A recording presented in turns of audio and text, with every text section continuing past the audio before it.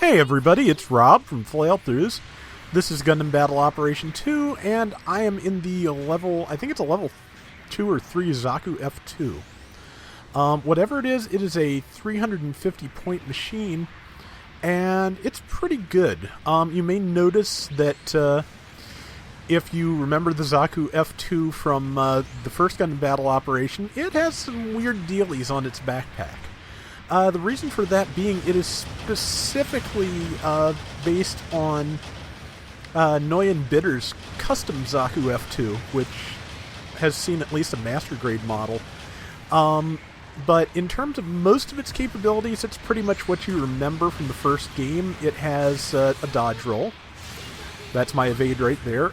It has the MMP-78 machine gun with grenade launcher. It has Sturmfaust. And it has 2 melee swings. The things it does not have that it used to have, it does not have double dodge roll anymore. It was one of the lower cost mobile suits to actually have that in the first game. As if I am correct, currently the only thing that has that in this game is right there, the Blue Destiny 1 and of course also the Freak Kai. In exam mode, those have double dodge roll, and to my knowledge, nothing else does yet. But what the F2 has gained in exchange for said dodge roll is it now has the same double jump that the powered Gym has. So that's kind of interesting. To be honest, I kind of prefer it as it was in the first game. But here's my thinking.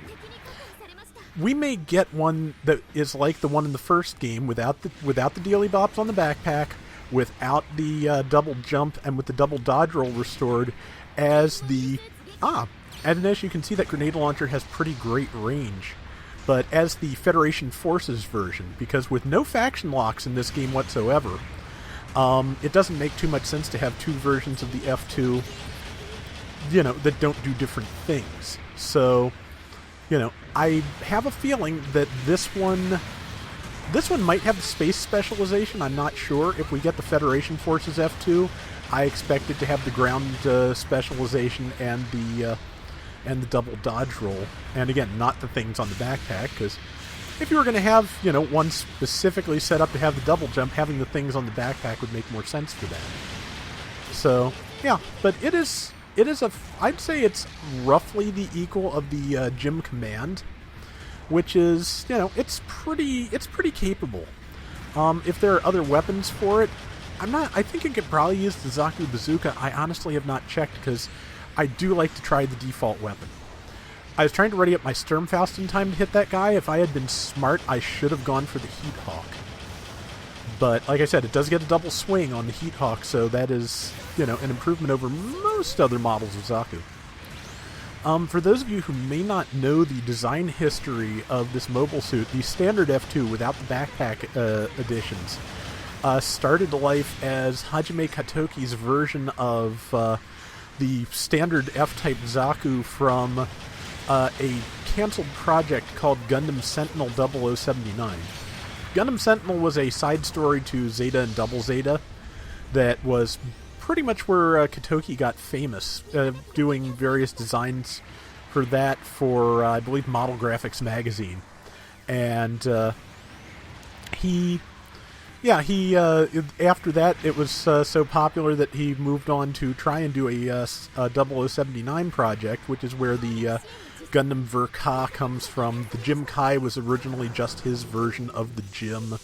The F2 was his version of the Zaku. I believe, Gatling Shield notwithstanding, the Goof Custom is actually based on his version of the Goof, and I am about to die.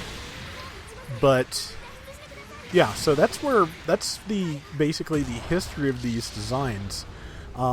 Probably, but I can't guarantee it, the Gelgoog Marine is his version of the Gelgoog, but again, can't guarantee that, so don't take it as gospel. I am frequently wrong about things. But yeah, so I always liked the F2. It's it's got a certain kind of bulk to it that I think the standard Zaku doesn't quite. It's a neat looking machine. Katoki on a good day has a really nice style. He's just he was like the guy for so long and got so ubiquitous that I could, I could stand to see other takes on things. I really liked, some of the designs by B-Craft for a while there in particular.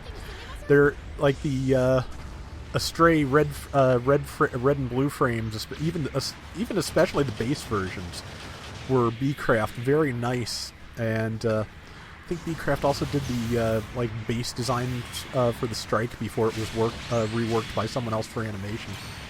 But again, maybe misremembering. It's been a long time.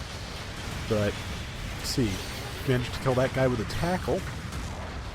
Yeah, as you can see, this is, it's a decent machine. I want to do more with it, and I want to see, how far I can take it, but it was nice to get something new.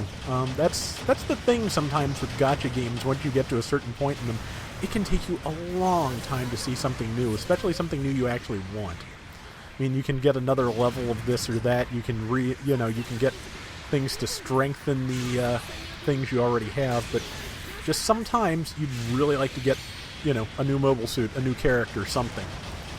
But yeah, so the F2 is pretty nice. I have not gotten a decent round with it yet. I did just get the Gym Sniper 2 because if you see this early enough in the day, it is probably still in the recycle store for 90 tickets. So I bought that on my alt. I could have bought it on my main if I hadn't bought the G3, like 6 hours before it became available for points. But, water under the bridge, I suppose. But yeah, and man, that was just a spot-on grenade throw. I got nothing, I can't really fault them for that, because that was nice. That was a grenade off of the standard issue Gelgoog, something else I want to get when I can. But I have an awful lot of the login bonus tickets built up. I'm probably going to do at least one 10 spin on this week's weekly video, because I'm trying to keep saved up to basically... Bob suggested I keep at least 15 tickets on hand, so when they did a, step up of some sort, I would be prepared for it, and I think that's good advice. So yeah, I'm going to try and keep a minimum of 15 tickets in my, or tokens in my inventory at any given moment, and, play with the rest. So yeah, I probably got a couple of 10 spins in the offing. So there's that Gelgoog, and tagged him. Got the assist, and I'll take it. I'm not going to beat this sniper before time's up, but I'm also not going to get beaten, hopefully. Even if I do, as you can see, we've got a solid lead, so, no complaints there. But yeah, this thing has some pretty good abilities. As you can see, the Sturmfaust readies very slowly, because of course they don't want you to be able to combo from the grenade to the Sturmfaust too readily. The grenade does less damage, so they kind of want you to lead with the Sturmfaust, which has a higher chance of missing, and, combo into either the grenade or machine gun, depending. But I know I didn't talk a lot about gameplay strategy with this, but there's, not a lot about it that's super extraordinary or unusual, so, just thought I'd talk about the history of the thing instead. So that is going to do it for today's Gundam Battle Operation 2. We will be back tomorrow with more, so until next time, everybody take care and have fun. Later!